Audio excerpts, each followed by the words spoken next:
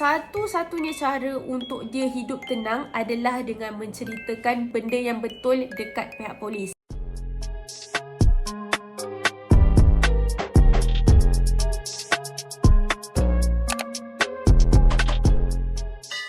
Hi guys, Assalamualaikum. Welcome back to my YouTube channel.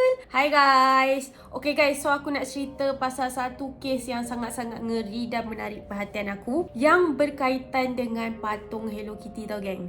So korang tahu tak patung Hello Kitty? Patung Hello Kitty sebenarnya adalah satu patung kucing yang berwarna pink dan juga diwarna putih. Patung ini telah menjadi kegilaan ramai tau waktu aku kecil dulu. Aku tak sure generasi sekarang masih kenal ke tak patung ni dan bermain ke tak dengan patung Hello Kitty. Dulu aku pernah cerita pasal sejarah asal usul macam mana terciptanya patung Hello Kitty, terajin diseram di sebalik patung Hello Kitty tau geng. Tetapi hari ni aku akan ceritakan pasal satu kes yang berkaitan dengan Hello Kitty. Korang tahu tak kes apa? Aku rasa korang pernah dengar lah sebab benda ni pernah viral dulu. Kes ini melibatkan pasal satu kepala yang telah disumbat ke dalam patung Hello Kitty tau geng. Adakah korang berminat untuk dengar cerita aku? Kalau berminat, mari kita start. Kisah yang menyayat hati ini telah terjadi di Hong Kong pada tahun 1999. Cerita dia bermula macam ni tau geng. Ada seorang perempuan, budak perempuan, dia berumur 14 tahun dan dia bernama Ah Fong. Dia pergi ke balai polis untuk dibuat report polis tau. Dia buat pengakuan dia telah dikacau oleh satu hantu perempuan yang berlumuran dengan darah. And then pihak polis pun macam pelik lah. Dah kenapa dia ni mengadu dekat pihak polis pasal hantu? Padahal polis menangkap orang. So, dia cakap dia dihantui oleh seorang perempuan yang meninggal mati diseksa. Kiranya roh dia tak tenang lah. Diseksa sehingga meninggal dunia tau geng. Pihak polis pun macam fikir, budak ni main-main ke? Ataupun budak ni berhalusinasi ke macam mana? Tetapi dia bagilah Ah Fong ni menjelaskan perkara sebenar. Ah Fong cakap dia mengaku dia pernah bersubahat dengan 3 orang lelaki untuk menyeksa seorang wanita sehingga meninggal dunia tau geng. Satu-satunya cara untuk dia hidup tenang adalah dengan menceritakan benda yang betul dekat pihak polis. Dan pada akhirnya, Ah Fong, budak perempuan yang berumur 14 tahun tadi, dia ceritakan segala-galanya secara detail daripada awal sampailah ke akhir kepada pihak polis. So, pada mulanya, polis dia tak percaya sangat tau dengan budak ni. Masa yang aku cakap tadi lah, dia fikir budak ni berhalusinasi ke atau main-main atau reka-reka cerita. Tapi untuk cek benda tu betul ke tak, untuk pihak polis ketahui benda tu betul ke tak, adakah budak ni main-main ataupun tak, diorang pun ikutlah cakap budak ni. Budak ni kata ada satu kejadian yang sangat-sangat ngeri telah berlaku di flat dekat satu tempat dekat Hong Kong. And then tempat tu tempat kawasan perumahan dan kejadian itu terjadi di salah satu sebuah unit di dalam rumah flat tersebut. So masa awal pihak polis masuk dalam rumah tu, pihak polis tak adalah rasa macam pelik sangat sebab kat dalam rumah tu benda nampak macam normal tau. Kat dinding-dinding tu ada banyak gila merchandise Hello Kitty. Benda jadi lagi pelik bila pihak polis dia menghidu ada satu bau yang sangat-sangat kuat di hujung rumah itu. So apa yang peliknya, pihak polis diorang nampak ada satu patung Hello Kitty yang berwarna biru dan putih. Patung tu dia berlumuran dengan darah tau geng. Dan bila dicek-cek, rupa-rupanya dalam patung tersebut ada satu kepala wanita yang telah dikelar.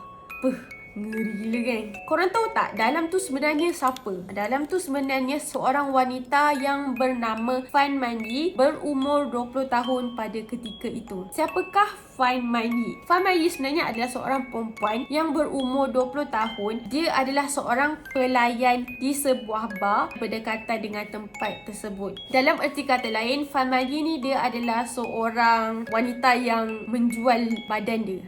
Pelacur lah kan. Fan Man Yi ni dia ada satu pelanggan tetap bernama Chan Man Lok. Chan Man Lok ni adalah seorang gangster yang orang kenal tau dekat Hong Kong sana. Satu hari, nak dipendekkan cerita, Fan Man Yi telah mencuri duit gangster tersebut. Dia curi dalam dompet gangster tu. Akhirnya waktu tu diorang tengah bersengkama, and then waktu tu Fan Man Yi dia kesempitan duit tau untuk dia beli dadah. Fan Man Yi ni dia ketagihan dadah, so dia tak ada duit, so dia pun curilah duit gangster ni. And then setelah gangster tu dia menyedari bahawa duit dia telah dicuri, dia pun bengang lah kan, dan dia pun panggil lah geng-geng dia. So dia panggil lagi 2 orang kawan dia, dan akhirnya Fan Man Yi dia mengaku kantoi lah dia yang curi duit gangster tersebut. Dia nak pulangkan balik duit tu tau, tetapi gangster tadi tu dia tak terima. Dia minta ganti rugi yang berkali-kali ganda daripada jumlah yang Man Yi curi tadi. So dia tak puas hati, dia ajaklah kawan-kawan dia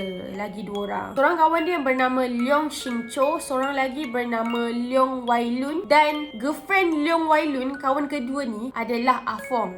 Siapakah Ah Fong? Ah Fong tadilah yang mengadu dekat pihak polis. Diorang seksa Fan Man Yi ini sampai meninggal dunia, geng. Lebih kurang sebulan macam tu dia seksa sampailah Man Yi meninggal dunia. Sampai satu tahap dia dah tak tahan, dan akhirnya Man Yi menghembuskan nafas terakhirnya di dalam flat tersebut. So waktu tu keempat-empat orang yang telah menyeksa diorang sangat-sangatlah panik sebab diorang tak sangka Man Yi ni dia meninggal cepat sangat tau. Sebenarnya diorang seksa teruk tau, tapi aku tak nak cerita cara diorang seksa tu sebab diorang seksa Man Yi ni memang sangat-sangat ngeri tau, geng. Korang tahu tak apa diorang buat selepas diorang tahu Man Yi ni meninggal dunia? Bukan diorang nak pergi report ke apa, tak. Diorang pergi kelah badan Man Yi ini ke beberapa bahagian. Salah satunya adalah diorang rebus salah satu anggota badan Man Yi supaya dia tak nak ada bau lah yang mencurigakan tempat tersebut. Diorang ambil kepala Man Yi ini dan diorang sumbatkan ke dalam patung Hello Kitty tau, geng. Aku dengar pun macam nak muntah weh. Tak lama selepas itu Ah Fong mula didatangi oleh arwah Man Yi. Setiap malam, Ah Fong didatangi oleh hantu wanita yang berdarah seluruh badan dia. Daripada kepala sampailah ke kaki berdarah weh.